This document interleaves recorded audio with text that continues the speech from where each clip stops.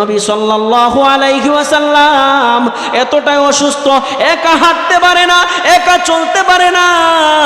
এই নবী হযরতে সাদের দিকে দৌড়ায়া যায়, হযরত সাদের দিকে দৌড়ায়া যায়।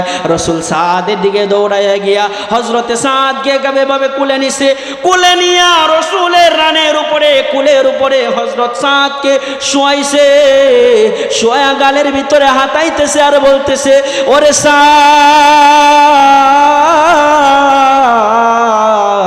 এত সুন্দরী বউ ঘরের ভিতরে রাইখা কেন উহুদ যুদ্ধের ময়দানে আসলা? এখন তো একটা বিপদ চলে আসলো, সুন্দরী বউয়ের সাথে তো আর দেখা হবে না। হযরতে সাদ ডাক দিয়া বলে, ইয়া রাসূলুল্লাহ, ইয়া হাবিবাল্লাহ, আজকে যদি আমি উহুদের ময়দানে না আসতাম তাহলে কি আমি আপনার পবিত্র কুলের ভিতরে আজকে বসতে পারতাম? কোনোদিনও আপনার পবিত্র কুলের ভিতরে বসতে পারতাম না।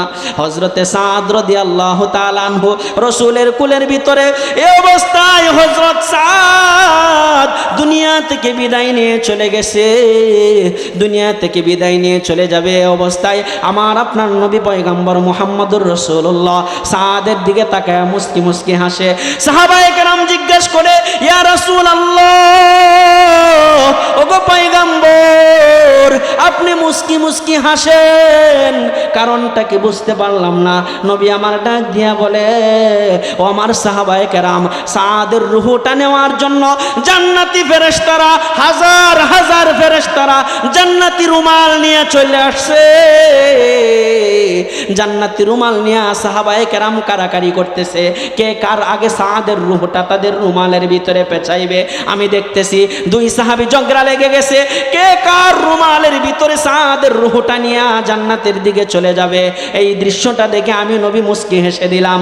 আবার একটু পরে আমার আপনার পয়গম্বর মুহাম্মদুর রাসূলুল্লাহ মুখটা ফিরায় নিল।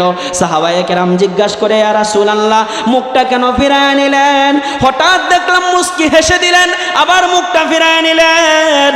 সাহাবীদেরকে নবীজি ডাক দিয়া বলে, ও আমার সাহাবীরা, তোমরা তো জানো না হযরতে সাদ রাদিয়াল্লাহু তাআলা আনহু তার সুন্দরী বউটা ঘরের ভিতরে রেখে আসছে।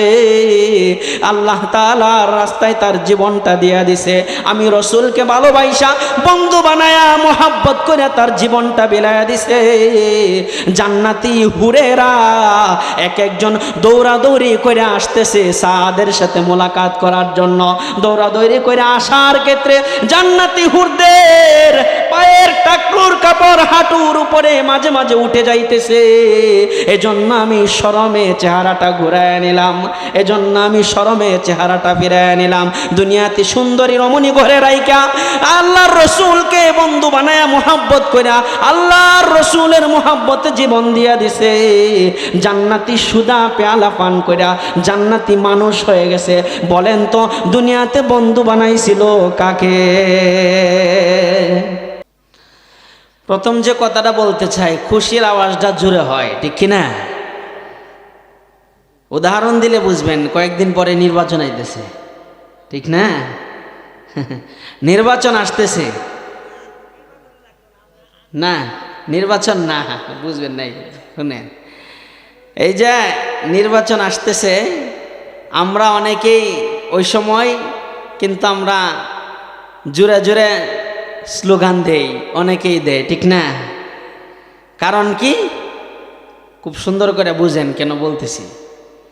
এজন্য দেই যে আমরা যার সমর্থন করি, যিনি আমাদের এমপি সাহেব হবেন, তিনি যেন আমার উপরে খুশি হয়, তিনি যেন আমার উপরে খুশি হয়।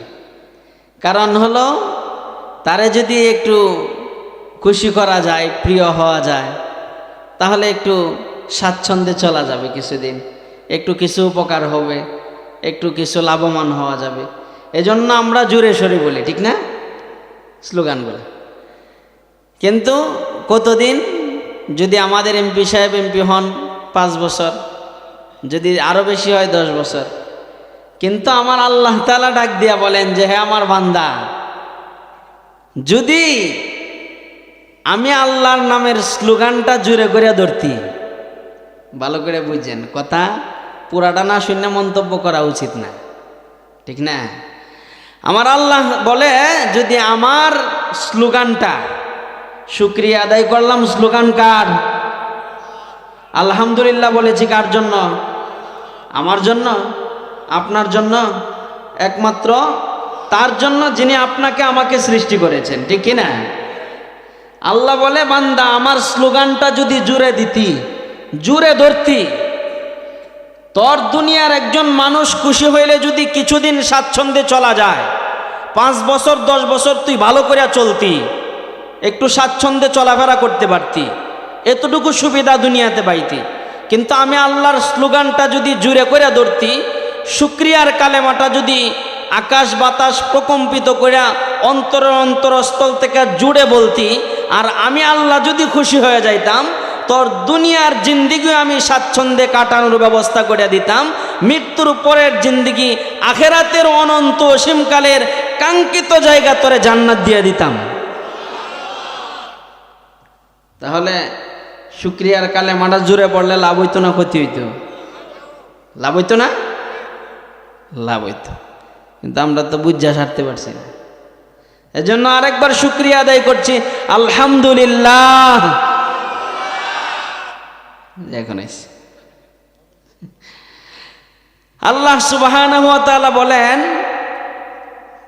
আল্লাহ তাআলার এই যে আলহামদুলিল্লাহ কালেমা, আল্লাহ তাআলার কোরআনের কথা যদি মানুষ বলতে থাকে, বলে বলে শুনতে থাকে, বলতে থাকে, বলতে বলতে মানুষ মরে যাবে, মানুষ শেষ হয়ে যাবে, পৃথিবী শেষ হয়ে যাবে, কিন্তু আল্লাহ তাআলার কালামের বর্ণনা, কালামের কথা কোনোদিন শেষ করা যাবে না, ঠিক কি না? শেষ করা যাবে না। এজন্য আমরা যারা জমে জমে বসছি, আর এই যে প্যান্ডেলের পাশে কিছু কথার আওয়াজ পাওয়া যায়, হেরা যদি ওয়াজ না শুনে তাহলে একটু দূরে গেলে ভালো হয়, ঠিক কিনা? কারণ কথার আওয়াজ আসলে একটু সমস্যা হয়, ঠিক না? যতক্ষণ এই প্যান্ডেলটা থাকবে, এই প্যান্ডেল থাকবে, সামিয়ানা থাকবে, আল্লাহ রসুল বলেছেন ততক্ষণ এই জায়গাটা জান্নাতের বাগান। পড়েন সুবহানাল্লাহ। সাহাবায়ে কেরামকে একদিন রসুল বলছিলেন, ও আমার সাহাবায়ে কেরাম, দুনিয়াতে তোমরা যখন জান্নাতের বাগান দিয়া যাইবা, জান্নাতের বাগান দেখবা, তখন জান্নাতের বাগানে বৈশা যাইবা। তখন সাহাবায়ে কেরাম বলেছিলেন, ইয়া রাসূলুল্লাহ, জান্নাতের বাগান কি? এটা তো আমরা দুনিয়াতে জান্নাতের বাগান এটা তো চিনি না। তখন আল্লাহ রসুল সাহাবায়ে কেরামদেরকে বলেছিলেন, দুনিয়াতে জান্নাতের বাগান হলো 2টা। কয়টা? সবাই বলেন কয়টা? একটা হলো এই যে আপনাদের হুকুমচাঁদা পূর্বপাড়া জামে মসজিদ, আল মাসাজিদুলিল্লাহ। দুনিয়ার যত মসজিদগুলো আছে এগুলা আল্লাহ রসুল বলেছেন দুনিয়াতে জান্নাতের বাগান। 2 নাম্বার নবীজি বলেছে, দুনিয়াতে যে সমস্ত জায়গায় জিকিরের মজলিস হয়, কোরআন হাদিসের আলোচনা হয়, দ্বীনি আলোচনা হয়, এই জায়গাগুলাতে তোমরা বসবা, এগুলা দুনিয়ার জান্নাতের বাগান। তখন আবার নবীজি সাহাবায়ে কেরামকে বলছেন, সাহাবায়ে কেরাম জান্নাতের বাগানে বসবা, বসার পরে জান্নাতের বাগানে তো কিছু ফলের গাছ থাকবে, তাজা পাকা কিছু ফল সংগ্রহ করবা। সাহাবায়ে কেরাম বললেন, ইয়া রাসূলুল্লাহ, জান্নাতের বাগানের তাজা পাকা ফল তো চিনি না। রসুল বলছেন, জান্নাতের বাগানের তাজা পাকা ফল হচ্ছে, মাঝে মধ্যে আমরা পড়ি না সুবহানাল্লাহ, আলহামদুলিল্লাহ, আল্লাহু আকবার, লা ইলাহা ইল্লাল্লাহ, এগুলা হচ্ছে জান্নাতের বাগানের তাজা পাকা ফল। সুবহানাল্লাহ। তাহলে যতক্ষণ এখানে আছি, কোথায় আছি? জান্নাতের বাগানে আছি। আর যারা বাহিরে আছে তারা কোথায় আছে? জান্নাতের বাগানে আছে? জান্নাতের বাগানে নাই। এই প্যান্ডেলের নিচে আইসা বসলে জান্নাতের বাগানে বসা হবে। আমরা যারা বসতে পেরেছি, আল্লাহ তাআলা আমাদেরকে কবুল করেছেন। জোরে বলেন আমিন। আমি যে আয়াতে কারিমা তেলাওয়াত করেছি, এই আয়াতের মধ্যে আল্লাহ তাআলা বলেন, এই পৃথিবীতে আমাদের বন্ধু হবে 3 জন। কয়জন? কয়জন? 3 জন। 3 জন ছাড়া অন্য কাউকে বন্ধু বানানো যাবে না। ভালো করে শুনেন, শুরুতে মনোযোগ দেন। তিনজন ছাড়া অন্য কাউকে বন্ধু বানানো যাবে না। এক নাম্বার আল্লাহ তাআলা বলেছেন ইন্নামা ওয়ালিয়ুকুমুল্লাহ, মুমিন যারা, ঈমানদার যারা, তাদের এক নাম্বার বন্ধু হবে কে? কে? এটা আল্লাহই বলেছেন ইন্নামা ওয়ালিয়ুকুমুল্লাহ, মুমিন যারা, ঈমানদার যারা, তাদের এক নাম্বার বন্ধু হবে একমাত্র কে? আল্লাহ। দুই নাম্বার ও রসুল, দুই নাম্বার তাদের বন্ধু হবে রসুল, আমাদের নবী, নবীজি হবে তাদের দুই নাম্বার বন্ধু। তিন নাম্বার ওয়াল্লাযীনা আমানু, দুনিয়াতে যে জায়গায় ঈমানদার আছে, ঈমানদার একজন আরেকজনের কি বন্ধু, ঈমানদারকে সে বন্ধু বানাবে। এই তিন শ্রেণীর বন্ধুকে গ্রহণ করার জন্য আল্লাহ তাআলা এই আয়াতে বলেছেন। এখন আসেন একটু ব্যাখ্যায় যাই। ইন্নামা ওয়ালিয়ুকুমুল্লাহ, আল্লাহ যে বলছে আল্লাহকে বন্ধু বানানোর জন্য। কারণ আমরা যদি আল্লাহকে জিজ্ঞাসা করি যে আল্লাহ আপনাকে যদি বন্ধু বানাই তাহলে আমাদের লাভটা কি, জানার দরকার আছে না? দুনিয়াতে যদি একজনের লগে বন্ধুত্ব থাকে, কিছু না কিছু লাভ ছাড়া কি আর কেউ কেউ পিছে হাঁটে? একটু লাভ ছাড়া কি কেউ হাঁটে? হাঁটে না। আমরা যদি আল্লাহকে জিজ্ঞাসা করি আল্লাহ আপনাকে বন্ধু বানাইলে আমাদের কি লাভ হবে, আপনি আমাদের কি কি দিবেন? আল্লাহ দেখেন কি বলে, আল্লাহু ওয়ালিয়ুল্লাযীনা আমানু ইখরিজুহুম মিনাজ-যুলুমাতি ইলান-নূর।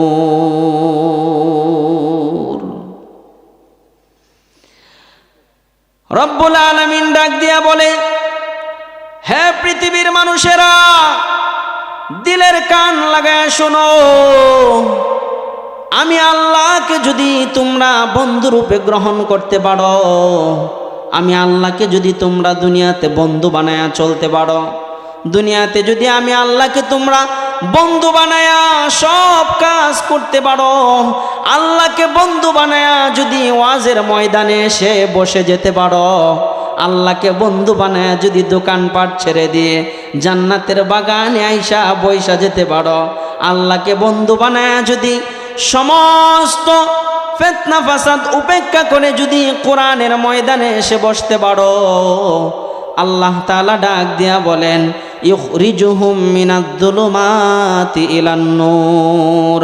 আমি আল্লাহ তাআলা ওই বান্দাটা যদি জাহান্নামের পথেও থাকে, ওই বান্দাটা যদি অন্ধকারের রাস্তায়ও থেকে থাকে, ওই বান্দাটা যদি জাহান্নামের পথ ধইরাও থাকে, জাহান্নামের পথে চলতে থাকে, আমি আল্লাহ তাআলাকে বন্ধু বানানোর কারণে আমি আল্লাহ ওই জাহান্নামের পথ থেকে আমার বান্দাটাকে সুন্দর করে হাতে উঠায় নিয়ে আইসা আমি আল্লাহ তাআলা ইলান-নূর, আলোর পথে অর্থাৎ জান্নাতের পথে, জান্নাতের গাড়িতে আমি আল্লাহ তাআলা জাহান্নামের গাড়ি থেকে উঠায় এনে আমি আল্লাহ আমাকে বন্ধু বানানোর কারণে আমার ওই মহব্বতের বান্দাটাকে আমি আল্লাহর জান্নাতের রাস্তায় উঠায় দেব। তাহলে আল্লাহকে বন্ধু বানাইলে লাভ আছে না? করতে লাভ আছে না? আল্লাহ আমাদেরকে জাহান্নামের পথ থেকে জান্নাতের পথ ধরাইয়া দিবে।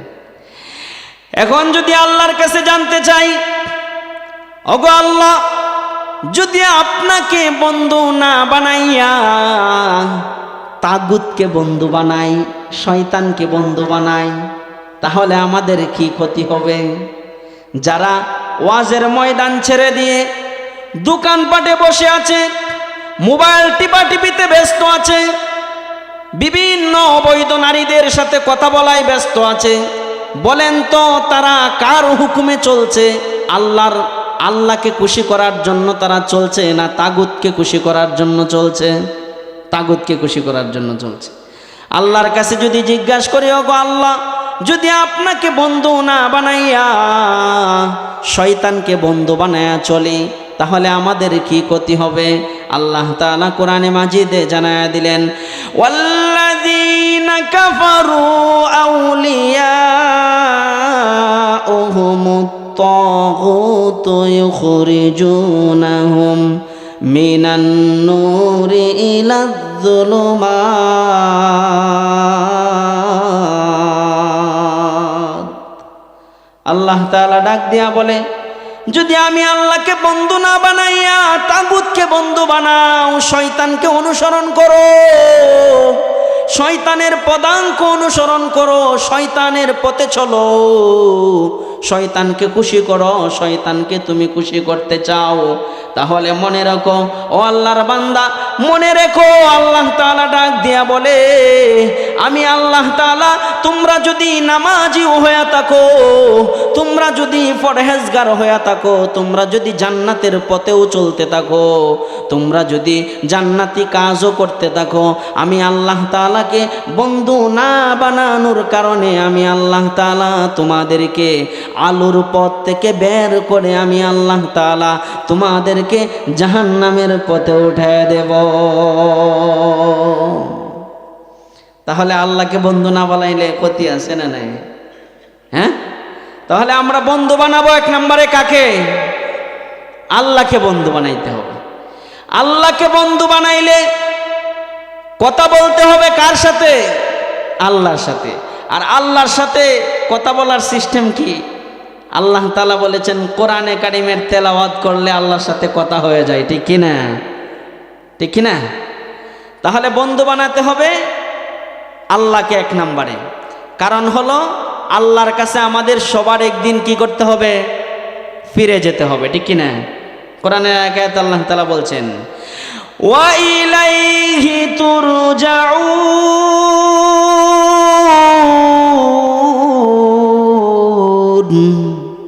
আল্লাহ তাআলা বলেন পৃথিবীর মানুষেরা শোনো, সবাইকে একদিন আমি আল্লাহর কাছে ফিরে যেতে হবে, আল্লাহর কাছে চলে যেতে হবে। কেন চলে যেতে হবে? আল্লাহ তাআলা আমাদেরকে বানিয়েছেন ইবাদত আর বন্দেগী করার জন্য, দাসত্ব আর গোলামি করার জন্য।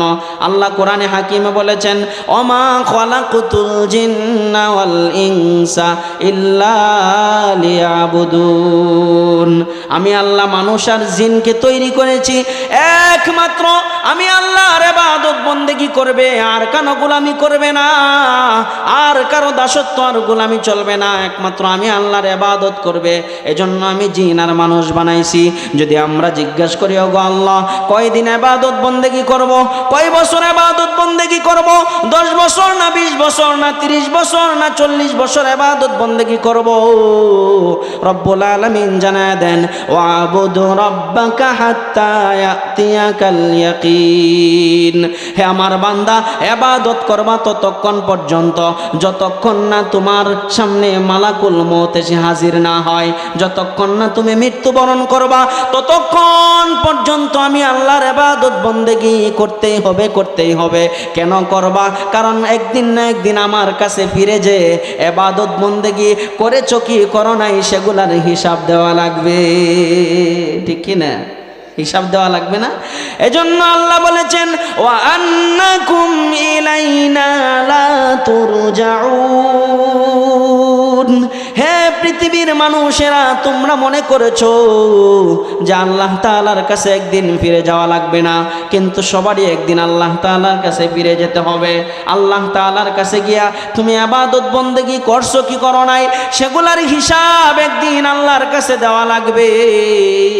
এজন্য জান্নাতীরা যখন জান্নাতে চলে যাবে, জাহান্নামীরা যখন জাহান্নামে চলে যাবে, কিয়ামতের ময়দানে যখন দুই শ্রেণীর ফয়সালা হয়ে যাবে, দুই শ্রেণী দুই দিকে চলতে থাকবে। জাহান্নামীরা যখন জাহান্নামের দিকে যাওয়া শুরু করবে, জাহান্নামের দারোয়ান ফেরেশতা ডাক দিয়া বলবে সাআলাহুম খাজানাতুহা আলাম ইয়াতিকুম নাযীর। হে জাহান্নামীরা, তোমাদেরকে কোন জিনিস জাহান্নামে নিয়ে আসলো? সাআলাহুম খাজানাতুহা, কেন তোমরা জাহান্নামে আসলা? তোমাদেরকে কি হুজুরেরা জাহান্নামের কথা বলে নাই? জাহান্নামের আযাব সম্পর্কে তোমাদেরকে সতর্ক করে নাই? নামাজ না পড়লে যে জাহান্নামে যেতে হবে, সুদ খাইলে যে জাহান্নামে যেতে হবে, ঘুষ খাইলে যে জাহান্নামে যেতে হবে, জিনা করলে যে জাহান্নামে যেতে হবে, চাঁদাবাজি দুর্নীতি করলে যে জাহান্নামে যেতে হবে, অন্যায় করলে যে জাহান্নামে যেতে হবে, এগুলা কি সতর্ক করে নাই? আল্লাহ তাআলা সেদিন ডাক দিয়া বলবে ও পৃথিবীর মানুষেরা, তোমাদের কাছে কি কোনো সতর্ককারী যায় নাই? সাআলাহুম খাজানাতুহা আলাম ইয়াতিকুম নাযীর। নাযীর, তোমাদের কাছে কি কোনো সতর্ককারী যায় নাই সতর্ক করার জন্য? কিন্তু দুনিয়াতে আমরা ফাঁকি ঝুঁকি দিতে পারলেও ওই দিন কিন্তু আর ফাঁকি দেওয়ারও কোনো সিস্টেম থাকবে না, ঠিক কিনা? থাকবে নি। কিন্তু সেদিন আমরা ডাক দিয়া কি বলবো? ক্বালু বালা কদ জাআনা নাযীর। সেদিন আমরা ডাক দিয়া বলবো ক্বালু বালা কদ জাআনা নাযীর, আমাদের কাছে সতর্ককারী আসছিল। হুজুরেরা বলছিল নামাজ না পড়লে জাহান্নামে যাওয়া লাগবে, রোজা না রাখলে জাহান্নামে যাওয়া লাগবে, কিন্তু আমরা সেগুলা ভালোভাবে বিশ্বাস করি নাই, সেগুলা আমরা সতর্ক হই নাই। আমরা বলতাম মোল্লা মৌলবীরা তো এগুলা বলেই, এদের সব কথা মানা যায় না। এরকম কিছু মুসলমান সমাজে আছে না নাই? কথা বুঝতেছেন?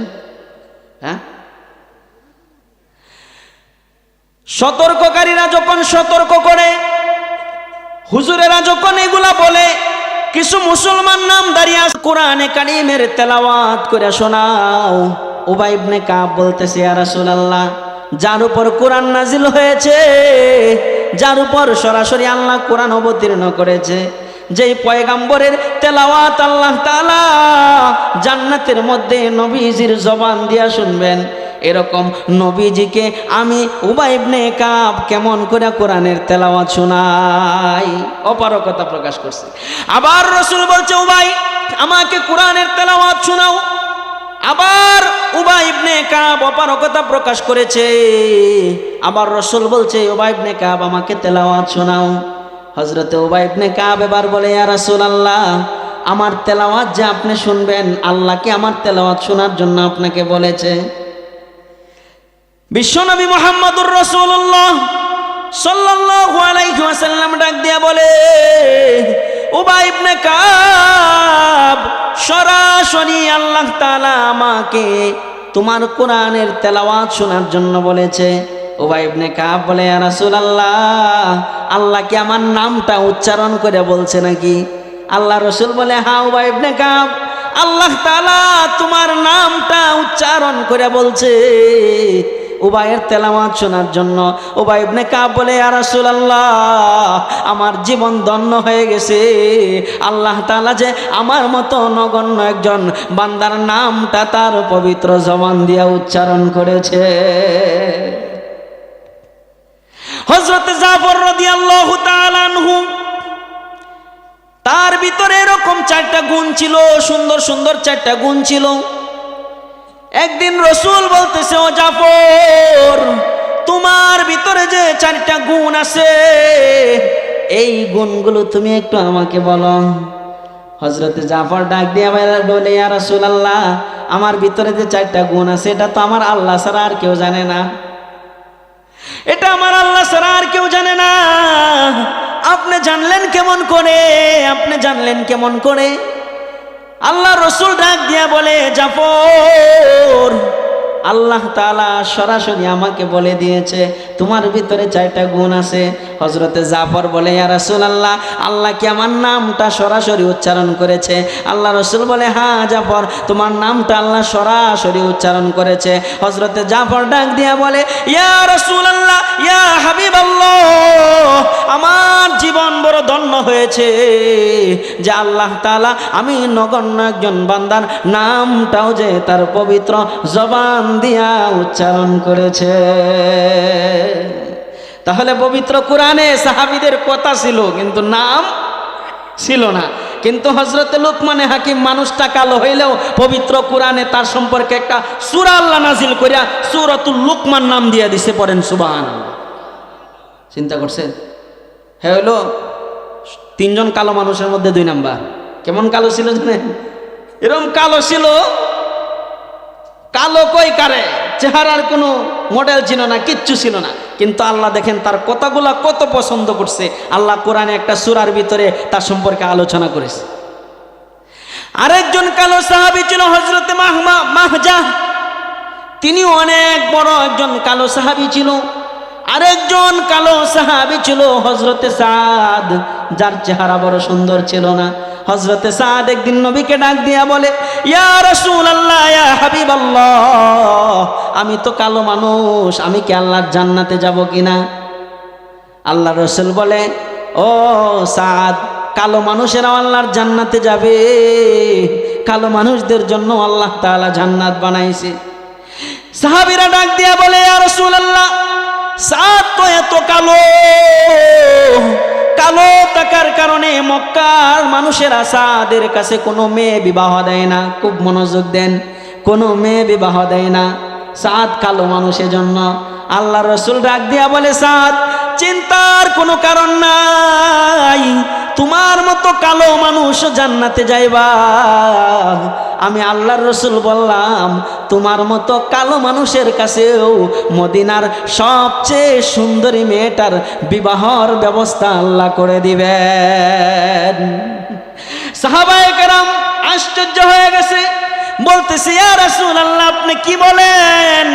হযরতে সাদকে তো কোনো মদিনার মেয়েরা পছন্দ করে না, চেহারার কোনো সৌন্দর্য নাই, এজন্য পছন্দ করে না।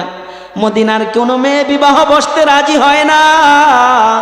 ওগো নবীজি, আপনি কি বলেন সাদকে সবচেয়ে সুন্দরী মেয়েটা বিবাহ করবে? রাসূল আমার ডাক দিয়া বলে, ও আমার সাহাবীরা রে, মদিনার সবচেয়ে বড় সুন্দরী মেয়ে কার আছে, তার নামটা বলো। সাহাবায়ে কেরাম বলে, ইয়া রাসূলুল্লাহ, ইয়া হাবিবাল্লাহ, সুন্দরী মেয়েটার নাম বললে কি হবে? সেই মেয়েটাকে তো হযরতে সাদের কাছে বিবাহ দিবে না। আল্লাহর পয়গম্বর ডাক দিয়ে বলে, ও সাহাবীরা বলো, সেই মেয়েটার সাথে হযরতে সাদের বিবাহ হয়ে যাবে। সাহাবীরা ডাক দিয়া বলে, মদিনার ভিতরে সবচেয়ে সুন্দরী একটা মেয়ে আছে, যার বাবার নাম হলো ইবনুল ওয়াহাব। ইবনুল ওয়াহাবের মেয়েটা সবচেয়ে বড় সুন্দরী।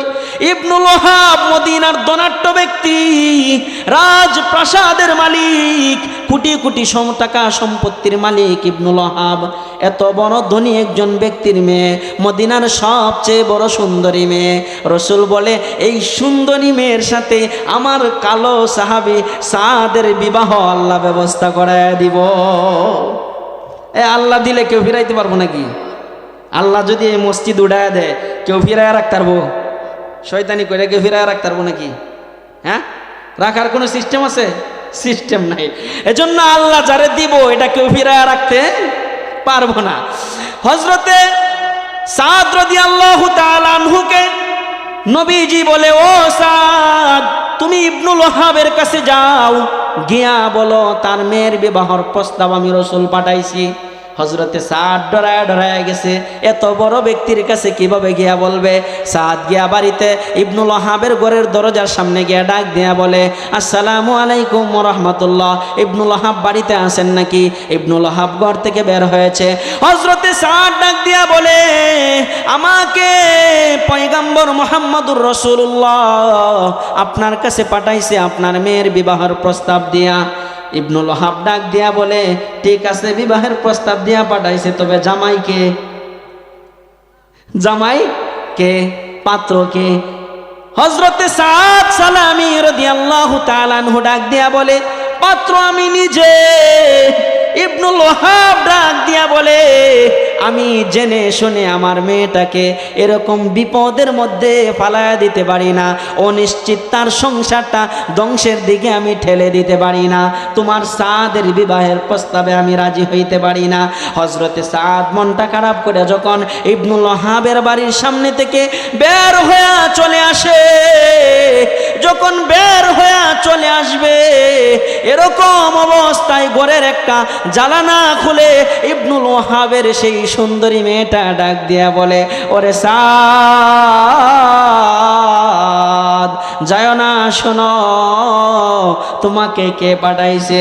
হযরতে সাদকে ডাক দিয়া নিল, কাছে নিয়ে বলে তুমি বাবার সামনে দাঁড়াও। সেই সুন্দরী মেয়েটা বলে তুমি আমার বাবার সামনে দাঁড়াও। বাবাকে বলে বাবা আপনি মনোযোগ দিয়া শুনেন। হযরতে সাদকে বলে সাদ তোমাকে বিবাহের প্রস্তাবটা দিয়া কে পাঠাইছে আরেকবার আমি শুনতে চাই বলো। হযরতে সাদ রাদিয়াল্লাহু তাআলা আনহু ডাক দিয়া বলে আমাকে তামাম পৃথিবীর শ্রেষ্ঠ পয়গম্বর মুহাম্মদুর রাসূলুল্লাহ সাল্লাল্লাহু আলাইহি ওয়াসাল্লাম তোমার বিবাহের প্রস্তাব দিয়া পাঠাইছে আমার জন্য। হযরতে ইবনুল ওয়াহাবের মেয়ে ডাক দিয়া বলে ওগো বাবা আপনি ভালো করে শুনেন কে প্রস্তাবটা দিয়া পাঠাইছে।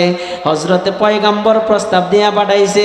ইবনুল ওয়াহাবের মেয়ে ডাক দিয়া বলে বাবা সাদ কালো থাকতে পারে, ধন সম্পদ না থাকতে পারে, টাকা পয়সা না থাকতে পারে, তবে যেহেতু আমার অভিভাবক পয়গম্বর মুহাম্মদুর রাসূলুল্লাহ তিনি যেহেতু আমার জন্য সাদকে পছন্দ করেছেন, সাদকে বাছাই করেছেন, আপনি রাজি থাকলে থাকেন আর না থাকলে না থাকেন, আমি আপনার মেয়ে সাদের বিবাহে রাজি হয়ে গেলাম। আমি সাদের বিবাহে রাজি হয়ে গেলাম। বিবাহের ব্যবস্থা হয়ে গেল। সাদ রাদিয়াল্লাহু তাআলা আনহু বিবাহ করবে, 1 টাকাও হাতে নাই। মনোযোগ দেন, এখানে কিছু শিক্ষণীয় কথা আছে। 1 টাকাও হাতে নাই, পকেটে 1 টাকাও নাই।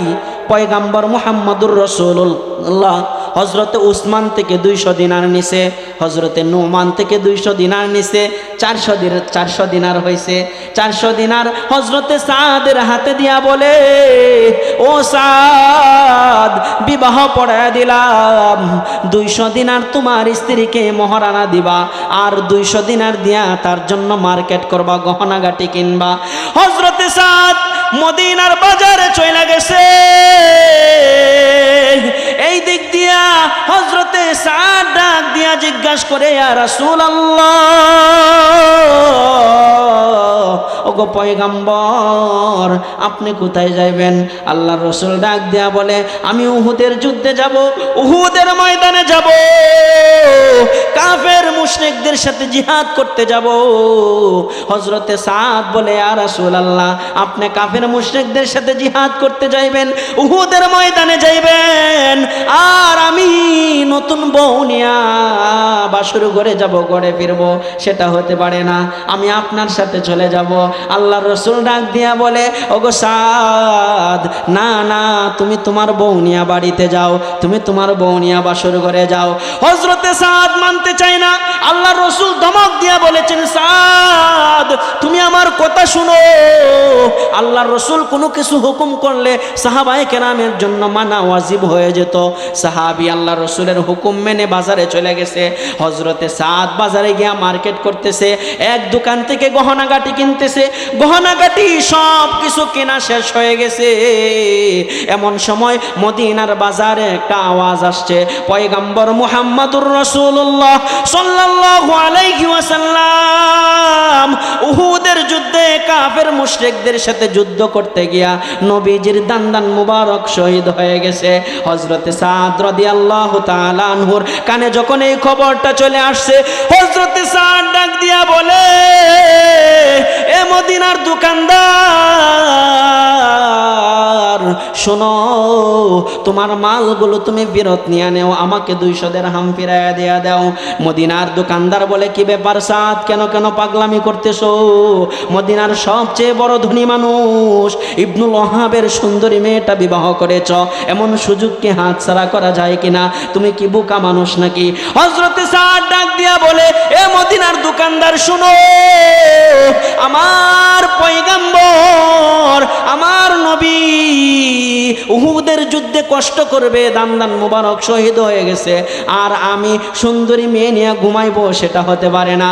একটু খেয়াল করেন কেমন বন্ধু নবীকে বানাইছিল হযরতে সাদ, কেমন বন্ধু বানাইছিল। হযরতে সাদ বলে, না না, আমার টাকাগুলো ফিরায়া দাও। 200 দিনার ফিরায়া দিয়া দিল। হযরতে সাদ 200 দিনার দিয়ে একটা ঘোড়া কিনছে, আর একটা তরবারি কিনছে, কালো একটা কাপড় চোখের ভিতরে বাঁধছে। কালো কাপড় কেন বাঁধছে জানেননি? নবীজি যদি উহুদের ময়দানে সাদকে দেখে আবার পাঠায়া দিবে, বলবে তুমি তোমার বউ নিয়া সংসার করো, তুমি তোমার স্ত্রীর কাছে যাও। এজন্য কালো কাপড় চোখের ভিতরে বেঁধে নিল। হযরতে সাদ কালো কাপড় চোখে বাইদা দ্রুত গতিতে ঘোড়া ছেড়ে দিল উহুদের ময়দানের দিকে। দ্রুত গতিতে তলোয়ারটা নিয়ে উহুদের ময়দানে চলে গেল। উহুদ যুদ্ধ শুরু হয়েছে, উহুদ যুদ্ধ চলতেছে। হযরত সাদ গিয়া চক্কর লাগায়া বীর বিক্রমের মতো যুদ্ধ করতেছে। হযরতে রাসূল সাল্লাল্লাহু আলাইহি ওয়াসাল্লাম আহত অবস্থায় হযরতে ওমর আর হযরতে আলীর 2 কাঁধের উপর হাত দিয়া তাকায়া দেখে একটা যুবক সাহাবী ঘোড়ার উপর সওয়ার হয়ে কে যেন দ্রুত গতিতে চক্কর দিয়া একাই মাঠের ভিতরে যুদ্ধ করতেছে। হযরতে নবী সাল্লাল্লাহু আলাইহি ওয়াসাল্লাম সাহাবীদেরকে জিজ্ঞাসা করে, ওই যুবক সাহাবীটাকে? সাহাবীরা বলে, ইয়া রাসূলুল্লাহ, তাকে তো চেনা যায় না, কালো কাপড় মাথার ভিতরে চোখের ভিতরে বেঁধে রাখছে। হযরতে সাদ সালামী রাদিয়াল্লাহু তাআলা আনহু যুদ্ধ করতে করতে হঠাৎ একটা তীর আইসা যখন বুকের ভিতরে লেগে গেল, হযরতে সাদ ঘোড়ায়া জমিনের মধ্যে পড়ে গেল। হঠাৎ করে হযরতে সাদের চোখ থেকে কালো কাপড়টা সরে গেছে। কালো কাপড়টা সরে যাওয়ার পরে এই মুহূর্তে বিশ্বনবী সাল্লাল্লাহু আলাইহি ওয়াসাল্লামের চোখ হযরতে সাদ রাদিয়াল্লাহু তাআলা আনহুর দিকে পড়ে গেছে। রাসূল আমার হাঁটতে পারে না, চলতে পারে না, একা একা হাঁটতে পারে না, এতটাই অসুস্থ। যেই সাহাবী হযরতে সাদ রাদিয়াল্লাহু তাআলা আনহুর দিকে চোখটা পড়ে গেছে, নবী সাল্লাল্লাহু আলাইহি ওয়াসাল্লাম এতটাই অসুস্থ, একা হাঁটতে পারে না, একা চলতে পারে না। এই নবী হযরতে সাদের দিকে দৌড়ায়া যায়, হযরত সাদের দিকে দৌড়ায়া যায়। রাসূল সাদের দিকে দৌড়ায়া গিয়া হযরতে সাদকে এভাবে কুলে নিছে। কুলে নিয়া রাসূলের রানের উপরে, কুলের উপরে হযরত সাদকে শোয়াইছে। শোয়া গালের ভিতরে হাতাইতেছে আর বলতেছে, ওরে সাদ,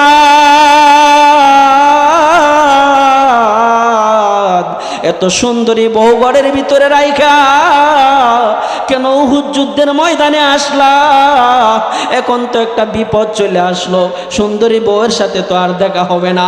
হযরতে সাদ ডাক দিয়া বলে, ইয়া রাসূলুল্লাহ, ইয়া হাবিবাল্লাহ,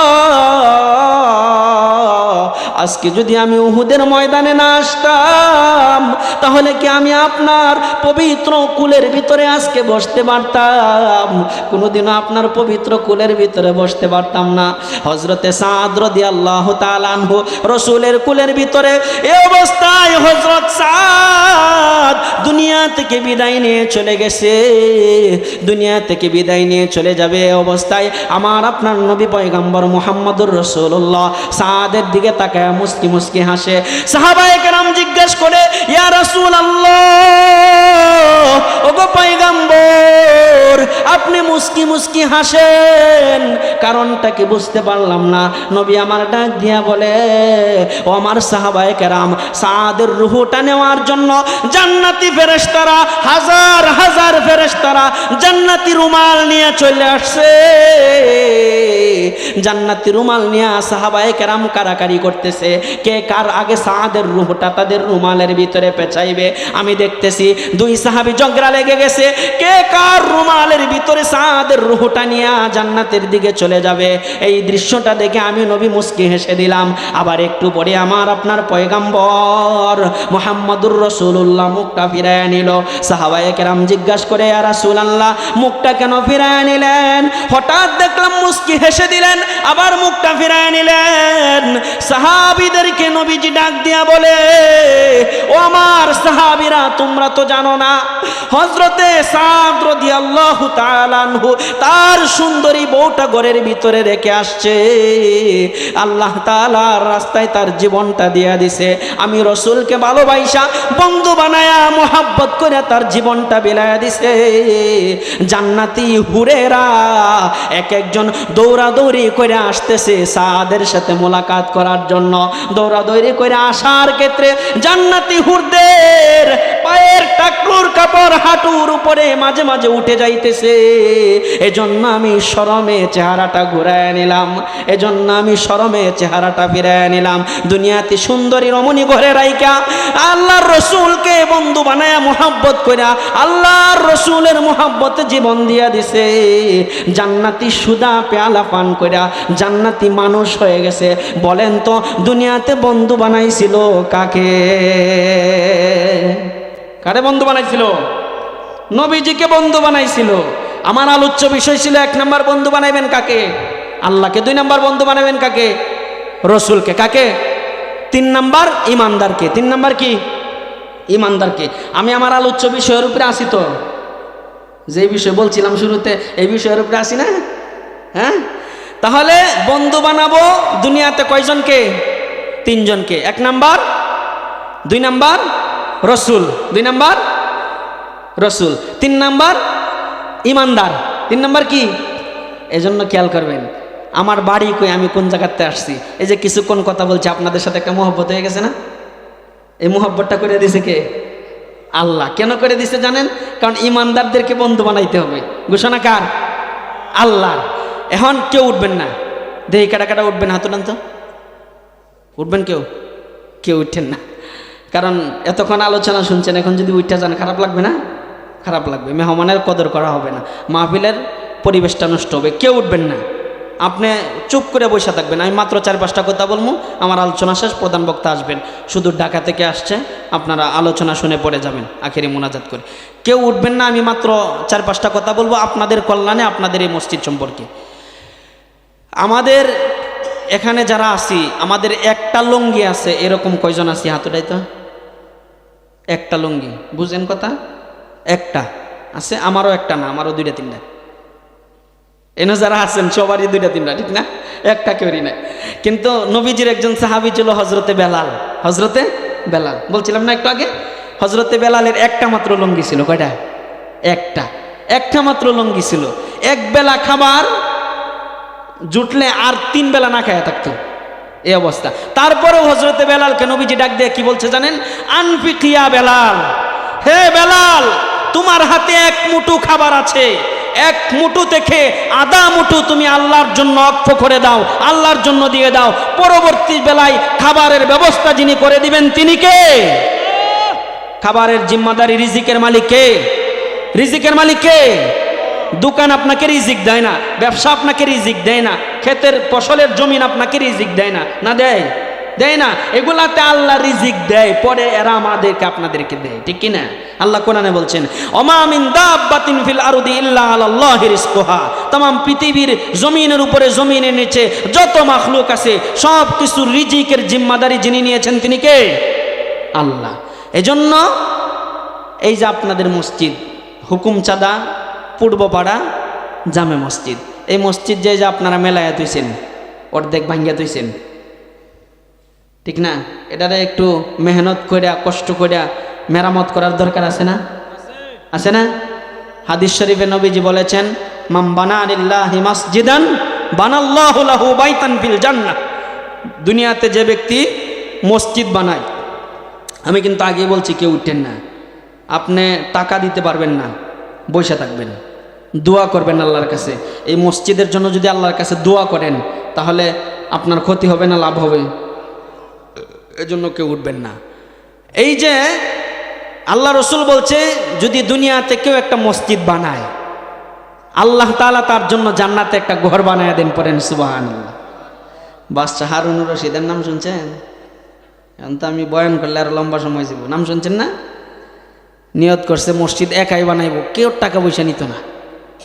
এরকম ধনী মানুষ আছে না আমাদের দেশে? কয় কেউ দান করানো লাগতো না, আমি একাই বানাবো। হ্যাঁ কয় যখন এই হাদিস শুনছে যে দুনিয়াতে মসজিদ বানালে আল্লাহ জান্নাতে ঘর বানিয়ে দিব?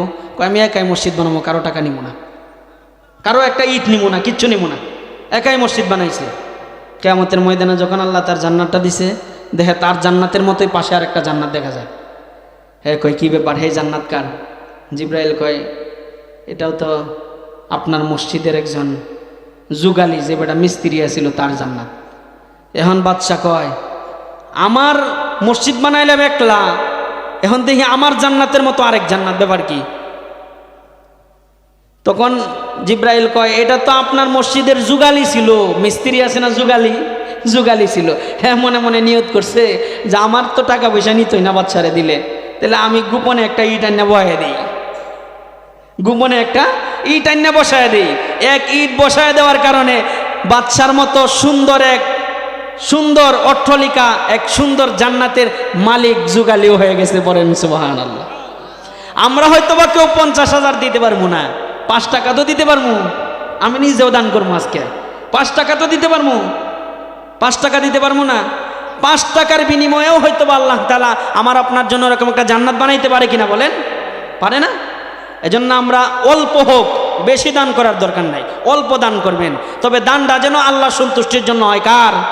কোরআনে আসছে ওয়াল্লাযীনা ইনফিকুনা ফিস সাররাই ওয়াদ দাররাই ওয়াল কাযিমিনাল গায়যা ওয়াল আফিনা আনিন নাস ওয়াল্লাহু ইউহিব্বুল মুহসিনিন। গোপনে দান করেন, প্রকাশ্যে দান করেন, সন্তুষ্টি কার জন্য? আল্লাহর জন্য। যদি আল্লাহর জন্য দান করতে পারেন, এই গুণটা যদি আপনার ভিতরে থাকে, তাহলে উইদ্দাত লিল মুত্তাকিন, আপনার নামটা মুত্তাকিদের খাতায় আল্লাহ উঠাইয়া দিবেন, তাকওয়াবানদের খাতায় উঠাইয়া দিবেন। এজন্য এরকম কে আছেন এই মজলিসে?